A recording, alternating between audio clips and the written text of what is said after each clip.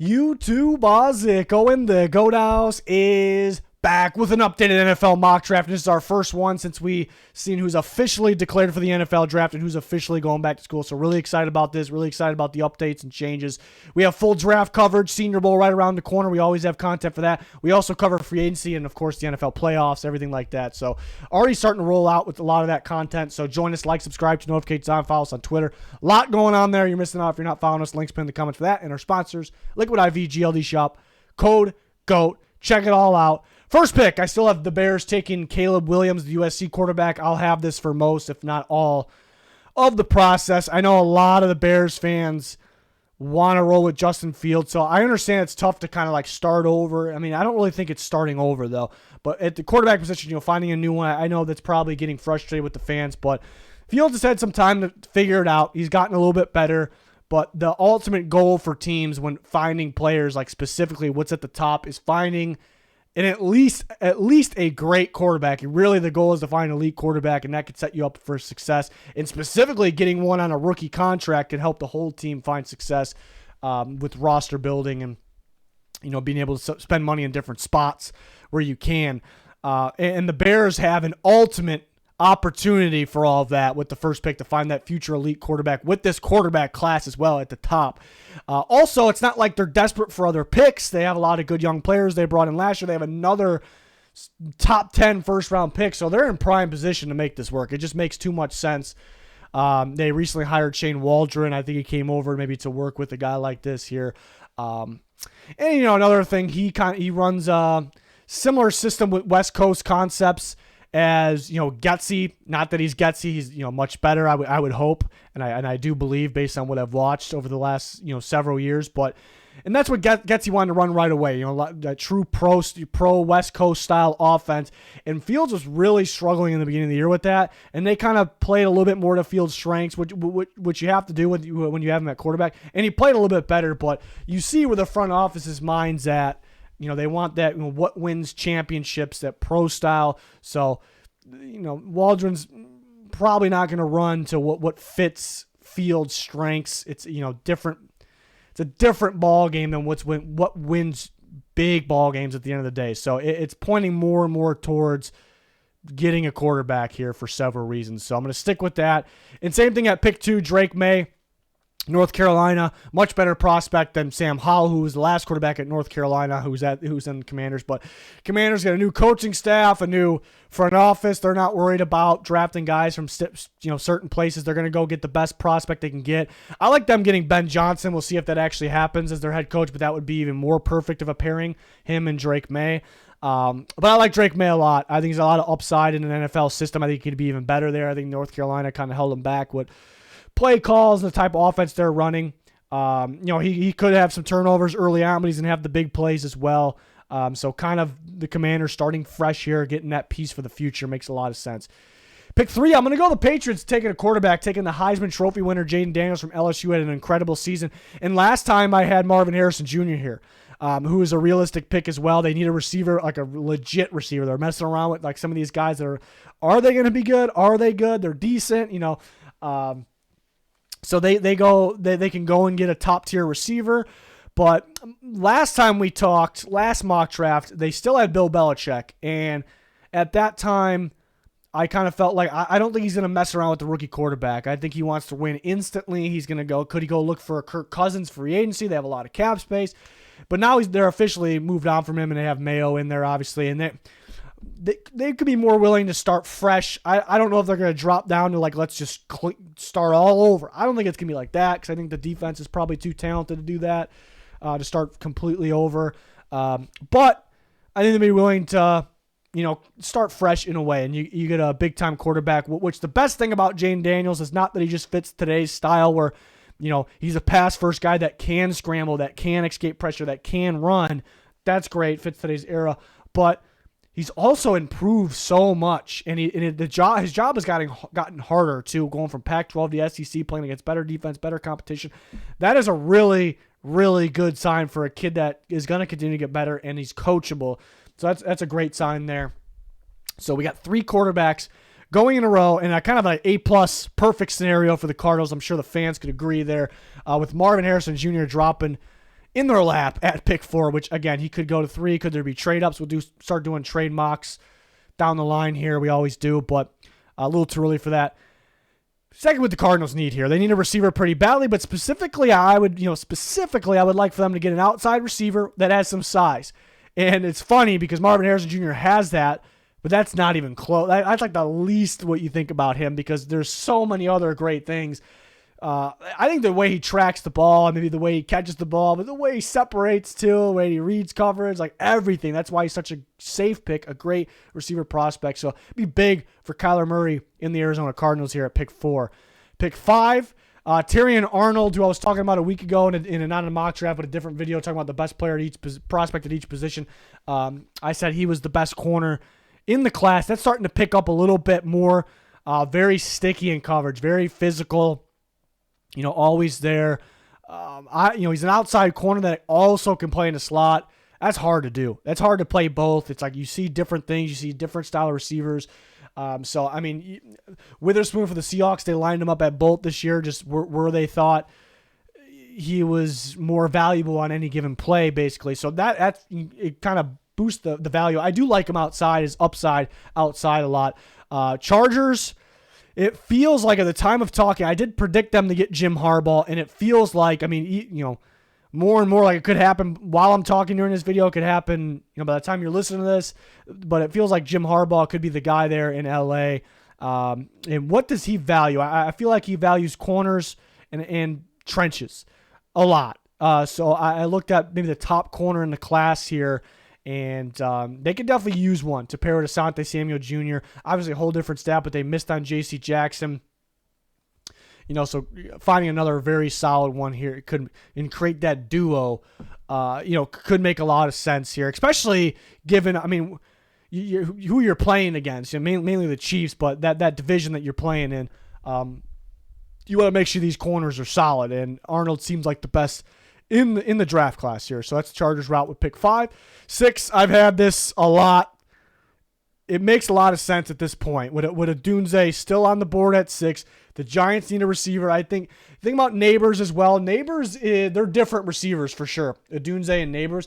Nabers played, I do love that about him, that he played equally in the slot and outside. Like he's effective anywhere.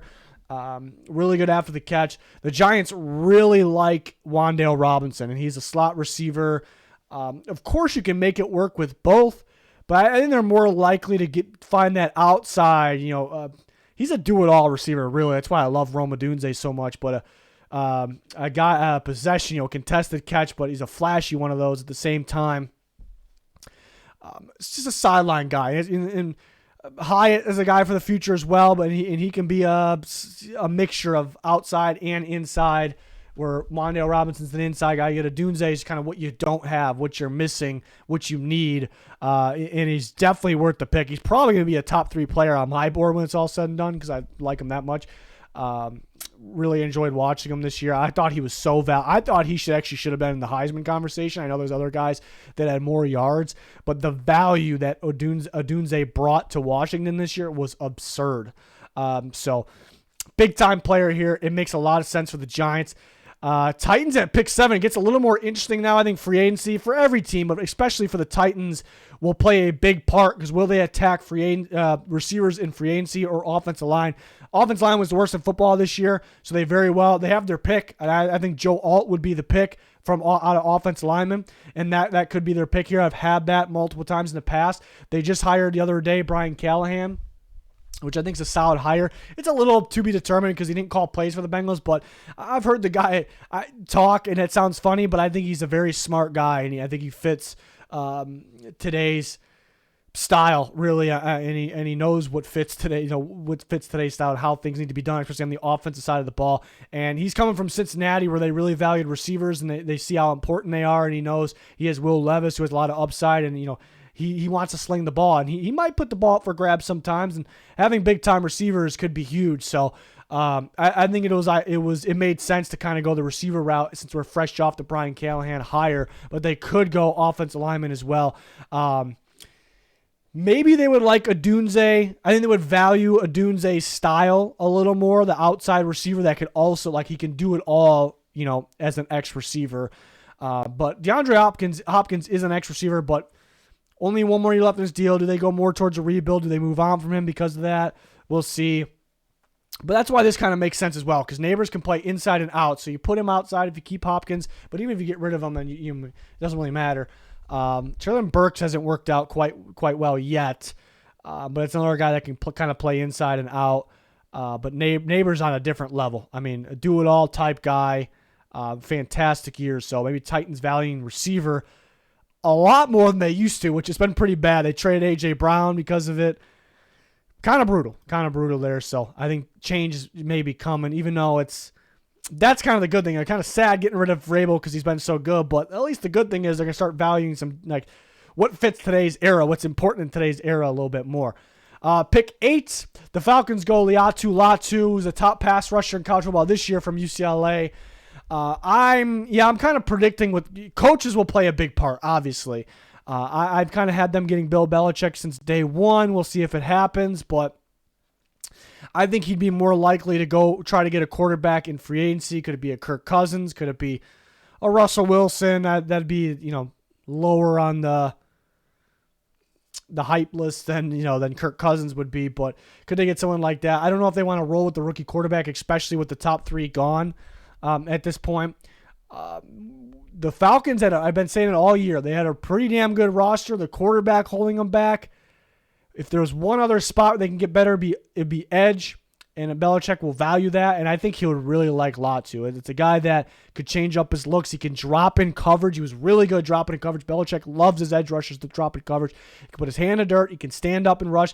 The best thing about Latu is not that he made plays everywhere, got off the quarterback, got his hands on the ball a little bit. Like I said, dropping in coverage, but the collection of pass rush moves are impressive, very impressive. So I think he's got Bill Belichick has Latu written all over him. So I thought that pick made a lot of sense there. Pick 9, the Bears again, Byron Murphy, and you see a recap of the top 8. We'll do that throughout this video as well. Byron Murphy, in a video last week, I had my top prospects in the draft at each position, and I told you I was a huge Byron Murphy fan. I felt like nobody had him as a top D tackle. I'm like, wherever you have him on your board, move him up. This guy is a stud. He's a top 10 player in the draft. And it seems like that really after that point is picking up a lot of steam here. A lot of people are starting to realize that he could be the top D tackle in the class. He's aligned at different spots, in the A gap, at the nose position, can play 3 technique if you want him to. He's equally effective dominating the run and getting after the quarterback. When I look for these type of inside defensive linemen, do they have backfield production? He does. He's a good amount of pass rush moves as well, or just moves in the run game as well. So I like that for the Bears. I think a really good player for them here. They thought about Jalen Carter last year, but maybe the off-field issues that made him pass. Murphy isn't Jalen Carter. He actually isn't super far off, believe it or not. He's that good of a player, in my opinion, at least in this draft. So pair him with Billings, and Billings is more just an early down or short yardage guy anyways. Andrew Billings, that is nose tackle. So you can get creative. I mean, you start with Murphy and Billings on early downs, and when Billings comes out, you can have Murphy and Dexter, and because Murphy can play pretty much anywhere but the edge position on the D line. He's one of my favorite players in the draft, just because I felt like I was getting on the Murphy train early, and he's a top 10 player for me in this draft. So be pretty big for the Bears D line. They could go with another edge guy here as well. They could look receivers, some of the top guys off the board, but a good opportunity to get some good players for the Bears in the first round. 10. So in this scenario, I think mainly because the Titans passed in this scenario on an offensive lineman, it pushed them down a little bit, and it's a really strong tackle class, but I think it's really strong where maybe none of them are going to go like top 5, but there's going to be a bunch that go from the Titans range to the end of the first round. So the Jets definitely could use a tackle to help protect and keep Aaron Rodgers healthy. Joe Alt, for me, is the top one in the class. Ton of upside. I mean, high school, he was a tight end, a defensive end. We always hear about these guys that make it. They used to be this position. You could just tell they're a ball player. And once the coach finds the right spot for them, boom. In the Fighting Irish, Notre Dame, they're really good at developing these offensive linemen as well. So Alt for the Jets made a ton of sense. Vikings at 11, Kool-Aid and McKinstry, my top corners in the draft, are the 2 Bama guys. I definitely like Terrion Arnold at the top. Even though Kool-Aid and McKinstry's been the more well-known guy, and Bama for most time thought he was the better one. And at the end of the day, he could be, but really instinctive, really tight in coverage, good press ability. Vikings need a corner. Earlier in the year, it didn't really show, but at the end of the year, the corner play was disastrous, really bad. So they could definitely use another starting. And, Byron Murphy was out a bit, but they definitely could use another starter in there, to pair with him. And, I thought about it, though, because they do like Mekhi Blackman maybe for the future as well. But Murphy can play inside out, and they get better in this scenario. Could they look at quarterback? Would they be in on a Bo Nix? It's a possibility. More of a best player available here for the Vikings. And then speaking of Bo Nix, this is an interesting one. This is probably going to be the most talked about one of this video. Let me break it down for you here. But first off, Sean Payton, Bo Nix, they have each other written all over. Like Bo Nix has Sean Payton written all over him. Sean Payton has Bo Nix written all over him. This feels like a Sean Payton quarterback to get things rolling. The good thing about Bo Nix, I think he's pretty pro ready. I think he can come in, and I don't think there's going to be a huge learning curve, like an adjustment for him. That's the positive. Another positive, and let me just say, I wouldn't, personally at this moment, would not take Bo Nix 12. And I'll get into why, but I also get into why I think he's going to go in the first round. I really do now at this point. Really, like the scouting world, a lot of people are really high on him. They're, getting feedback from the league, and they're high on him. And it's because he's a smart quarterback. It's because he actually, unlike a lot of other college quarterbacks, can make adjustments, can read defenses, make adjustments at the line. He's a winner. He plays pretty good ball. These are good things. This is why, maybe he's a pro-ready type guy. He can help you win right away. He does his job. He listens to the coach. He goes out there. He gets the job done. He does it at a pretty solid level. I think pretty much every single team will think that.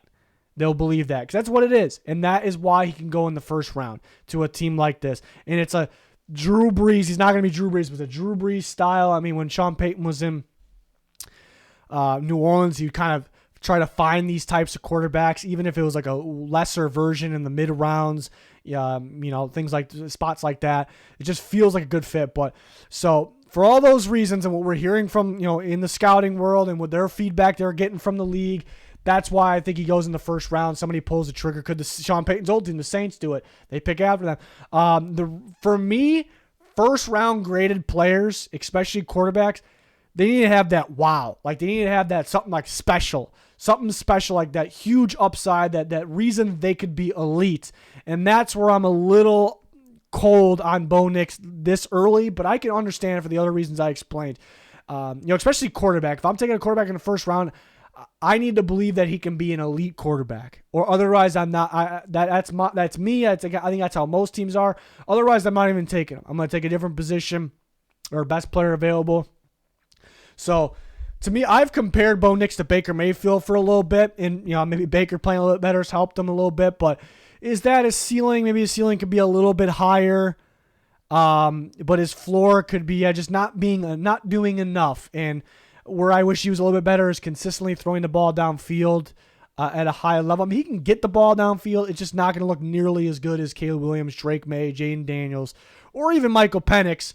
Bo Nix can be a little bit more polished. He doesn't have that injury concern that Penix has. So that's kind of the difference there.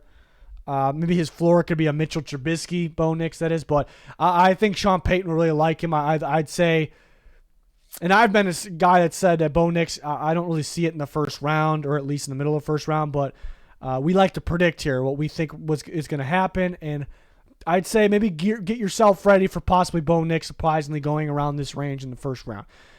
So for the reasons I explained. Pick 13, Talise Fuaga from Oregon State, who had a really good year. The Raiders could go that route. Illuminor has been pretty decent for them, but kind of looking out for the future, and he's a free agent as well, and get that right tackle at pick 13. I thought that made a lot of sense.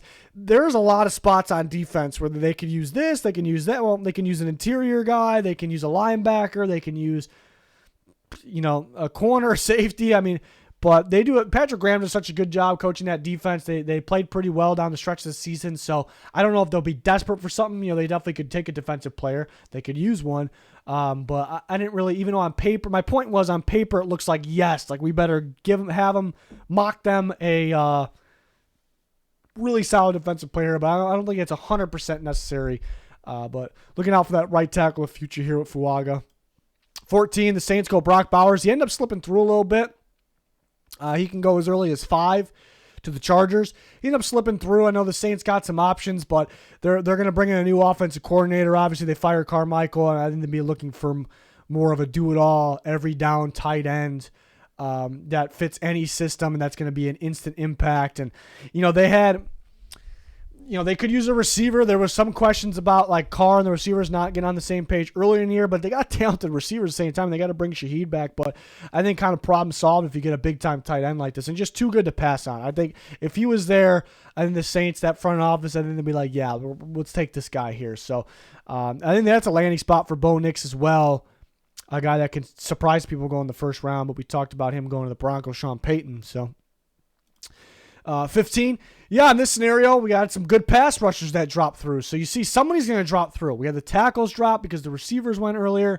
We had some edge guys drop. We had a couple corners going earlier too. So Jared Verse, who really explosive off the ball, really strong. The bull rush is nasty, shows up in big moments. I thought he played better last year than this year. He is a little tight, a little, wish he can, bend a little bit more, was a little more flexible, I guess, when he's chasing down. Like, it just feels like he's really stiff.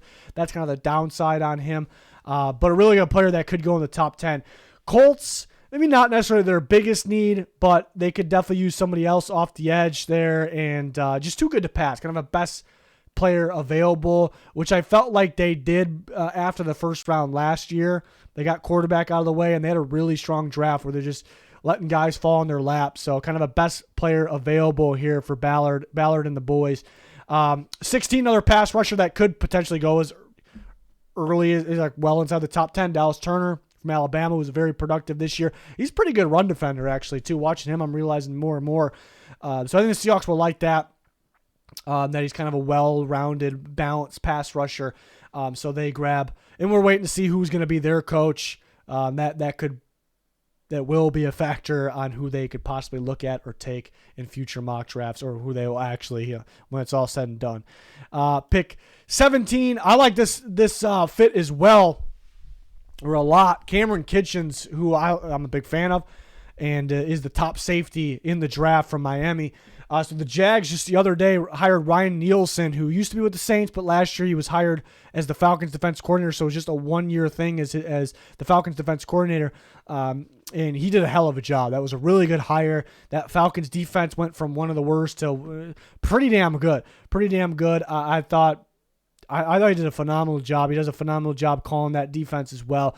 I think we'll see a lot of 2-man under, and I think Kitchens fits that as well, like safety help over the top. He could play single high, kind of what Nielsen did with Jesse Bates. A lot of 2 high or 2-man over the top, or a single high, and Kitchens can play that Jesse Bates role. Is he as athletic as him? Maybe not. Is he as much of a playmaker as Bates? Bates is the best playmaker to me in football, so hard to say he's as much, but he has the range, sideline to sideline playmaking ability, kind of like Jesse Bates. What he actually does better than Jesse Bates is he'll come up and smack you in the mouth, and I love that about Kitchens. So I think it's a really good fit for a Ryan Nielsen defense.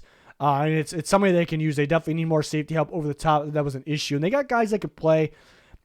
Cisco can play. Jenkins is, he makes plays here and there. I think he can get better and more of a fit here with Cameron Kitchens. So it's a really good scheme fit, what they're trying to do now in Jacksonville. So I was happy that they found a guy in Nielsen, because we were able to kind of match Kitchens to them because of that.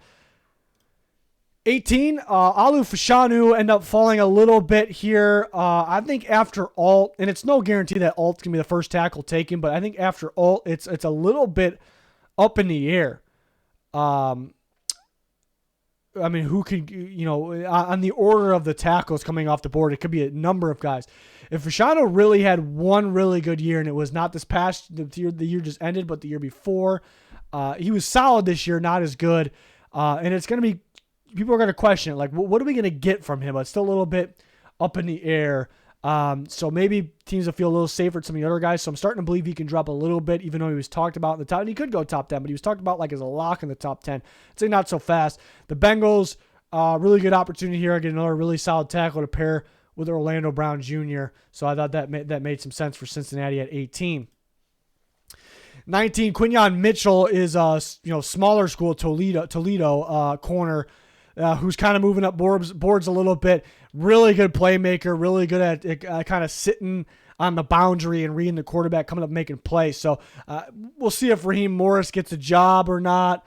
I'm leaning maybe he doesn't, but we'll see. But a really good defensive coach, a lot of cover 4, a lot of zone coverage there. I thought that made some sense, being able to sit on the boundary and kind of read the quarterback, come up, make a play on the ball. It seemed like a really good fit. He looked as good as any corner in this draft, but again, you do have to factor in that we're kind of who we compare him to. We're kind of comparing the Bama guys at the top for the most part, and they played SEC competition. Toledo, obviously, you're not playing the best of competition, but he looked really, really solid. I think a pretty solid fit for the LA Rams here at 19, so that's a name to watch. That's kind of moving up boards here. Another corner, 20, Nate Wiggins, which I understand a lot of people have Nate Wiggins as their number one corner because he's a really good playmaker. Another guy that's really good at kind of sitting, reading the quarterback, and attacking up. He almost has like free safety vibes the way he does it.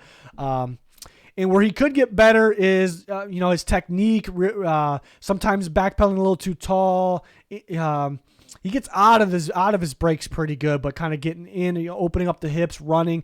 That's a spot where I think he could brush up a little bit. That's where, the way he sits and reads and comes up, it almost gives you free safety vibes, but a lot of upside at corner, big-time playmaker. Steelers could pair him with Joey Porter Jr. here at pick 20. Pick 21, Dolphins, Brian Thomas Jr., LSU receiver who's really solid, could go a lot earlier in this. Talked about Nabers as kind of that top LSU guy. They used him in the slot and outside. Brian Thomas was pretty much all outside, so an outside possession catch, pretty good route runner as well. I liked that he had a big game in the bowl game still, even without Jayden Daniels, so not relying on having that star quarterback out there. The Dolphins have Tyreek Hill, who's that speedster, obviously. Big playability. Jalen Waddle, kind of same thing, tracks the ball well downfield, kind of getting a little bit of a different style here in Brian Thomas Jr., and they've had their injuries at the position, and it's a very, very important, valuable position for the Miami Dolphins, so I think they'll value getting something, kind of looking for something they don't have here to mix into that already good receiver group at pick 20. Maybe just too good to pass because he could go a lot earlier in this. I mean, he can go to the Bears up at pick 9 as well, because they're looking for a receiver to pair with DJ Moore. 22, Edgerrin Cooper for the Eagles. Eagles are going to bring in a new defensive coordinator, as they should. They have not valued the linebacker position. It was very bad this year, very, very bad. So it really depends on who they hire. I saw that they maybe have interest in Martindale coming from the Giants. I think Cooper would be a good fit in that defense, kind of like a do-it-all type guy. You blitz him in the inside. You can rush him off the edge if you need to. He's pretty decent coverage. High motor guy, will fly around the field. So they kind of value that. He will, whiff or put himself in interesting spots for tackles. Sometimes that's kind of the downside, but, fun, freaky athlete linebacker here for the Eagles. Maybe start valuing that position a little bit more. Jerzon Newton from Illinois, defensive lineman. I think Byron Murphy, who's a different type of interior defensive lineman, goes earlier than him. Some teams won't really have a plan for Newton. He played a lot of 3 technique, or he can play over the tackle. He's not going to play nose or A gap really. He's a little bit better rushing the pass, which is pretty good rushing the pass from the inside, but he's better in that regard than stopping the run. But he can stop the run. I think a pretty good fit for DeMeco Ryans' defense.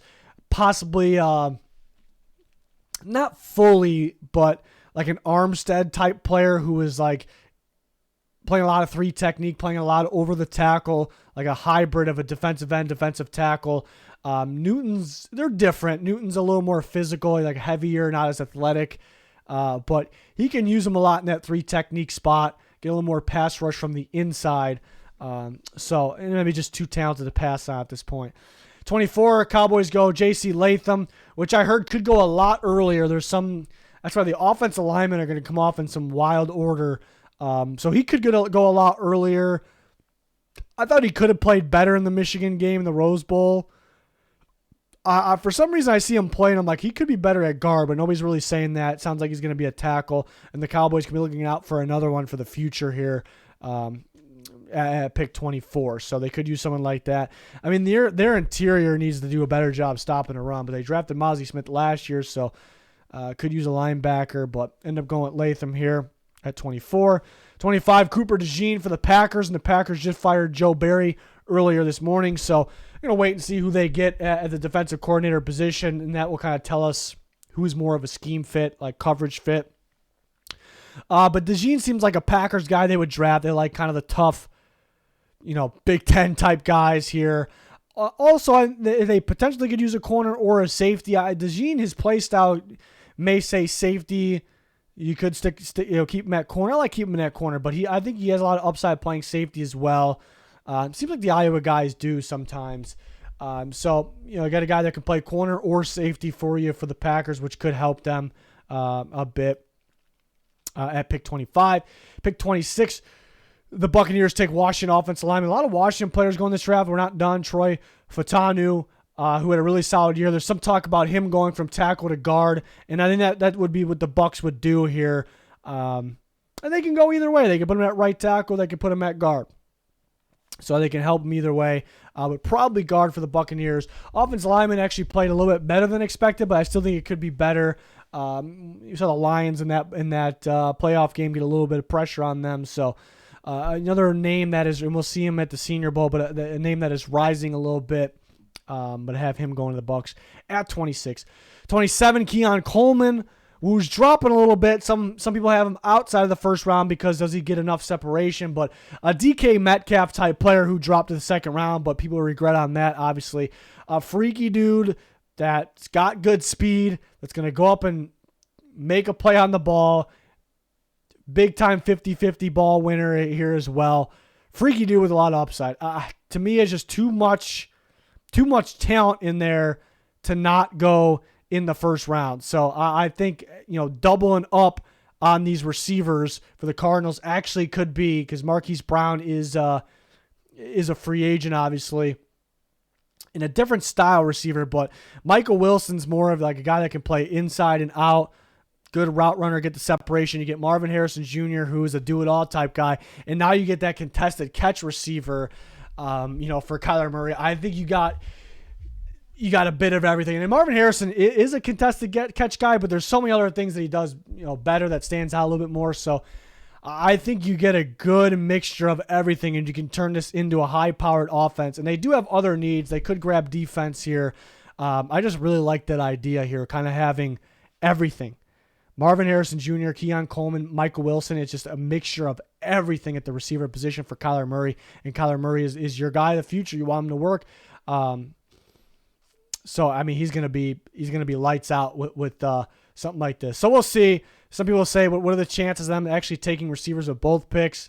Maybe not, but I think a lot of potential here for Kyler Murray and these receivers in this room and for that offense. So it's something fun to think about. Another receiver, Troy Franklin of Oregon. And the Bills can go with like a Gabe Davis replacement, like a contested catch guy as well, if Keon Coleman's there, possibly. But this is more of your Diggs type receiver in Troy Franklin. Really, it's like, is it going to be Stephon Diggs? It'd be high praise, but to say that. But he is that style of receiver. Is Diggs going to be around forever? He almost took a little bit of a step down. I think he could very well take a step back up next year. But is he going to be around forever? It's a style receiver that the Bills like, and they want multiple of them. And I actually think they need a receiver pretty badly here. So getting Troy Franklin, an explosive, speedy guy, get home run hitting receiver for Josh Allen, sounds about right there. Next, Tyler Guyton, who's been getting some buzz because of his freak athleticism. Chiefs right now doesn't feel like they need an offensive lineman, but Donovan Smith's going to be a free agent. They could use another one. They do have Wanya Morris, who I liked a lot of Oklahoma. Another Oklahoma guy here who's a freak athlete, a lot of upside. He got some playing time so far this year. he's got upside. I think he can get better here. He's a better version, actually, of Morris, and I think the Chiefs will like him. We know he's a scheme. You can make him work as a scheme fit coming from the same team. So possibly they're starting left tackle or right, depending on where they want to put Taylor for next year. Ennis Rakestraw from Missouri had a really good year. Physical corner, really good at attacking underneath. No secret, the Lions need a corner. They're really good. They're good everywhere, pretty much except for that pass defense, which I do like their safeties, though. So it's pointing out at the cornerback position. So I think they'll be looking for one around this range. You can get a pretty solid one. I thought about, could Rakestraw go up to the Rams at 19 or 20 Steelers? And then, could Mitchell or Wiggins be available here? So, but Rakestraw is a guy to watch. Physical guy, really, really good at attacking things underneath him. Missouri had a really solid defense this year. One of the top guys in the defense. 31, Chop Robinson. It's no secret the 49ers have been looking for, pass rushers, trying to bring in Chase Young, trying to bring in Randy Gregory. Maybe those guys are a little disappointing. Chase Young could still make something happen here in the playoffs. Maybe they won't be able to pay those guys, or maybe they won't want to. So try to find a solid guy opposite of Nick Bosa. I think it's a really good fit in Steve Wilkes' defense here. Probably it would have been a fit in D'Amico Ryan's defense as well. So Robinson, Penn State pass rusher for the 49ers at 31. And then we'll end it with the Ravens getting a receiver, another receiver. Jalen Polk maybe not getting enough love here in the end of the first round. It's a really solid receiver, gets really good separation, home run hitter down the field, really good job tracking the ball. These Washington receivers are really good. I think people are sleeping on Polk a little bit. I think it's a safe pick, and I think it's a Ravens really don't want like a big, like huge body contested catch jump ball guy. They want guys that have a bit of everything, and they definitely need some speed, separation ability. They definitely need to be able to recognize coverages and run routes, and I think you get that with Jalen Polk. And it adds a little bit more of an element than on the next level of the field than Zay Flowers. Zay Flowers can do everything, but a lot of where his best stuff is kind of underneath, not really short, but really good after the catch. Polk's kind of going to bring another like element downfield for you, but he can do things underneath as well. So I did like that fit, and people probably need to start talking about Polk a little bit more. So, I like this mock draft a lot. I like the fits. I do so many mock drafts because people love them, and there's changes from stock and rumors, and so those will change things. But I like that coaching hires that we're starting to get into them kind of change some things here. And like the Titans very well could take an offensive lineman. They just hired Brian Callen, who's going to value receiver, so it's a good time to talk about the scenario of them taking a receiver. Talked about a scenario, again, maybe the Cardinals won't take two receivers, but what if they get everything in that receiver room for Kyler Murray? It's an interesting thought. And then because they have a lot of draft picks throughout the rest of the draft, focus on everything else in the rest of the draft. An interesting thought. So that's why we do some of these mock drafts here and there and kind of change things up a little bit. But we always have realistic things and good fits. I think what we do best here is kind of recognize scheme fits anywhere on the football field for teams and what kind of type of coaches or teams that they fit. So because sometimes it's not all about your number one need. So really excited about draft season, off season in general. I love free agency, the trades. We have videos covering all of that. So let me know your guys' thoughts. We're always talking with you guys on Twitter. Check out our videos again. We have some playoff videos up, free agency videos up, more of that to come here in the very near future. Senior Bowl right around the corner. That's always fun. We have content for that. We cover that on Twitter as well. It's gonna do it. Thanks for watching. Goodbye.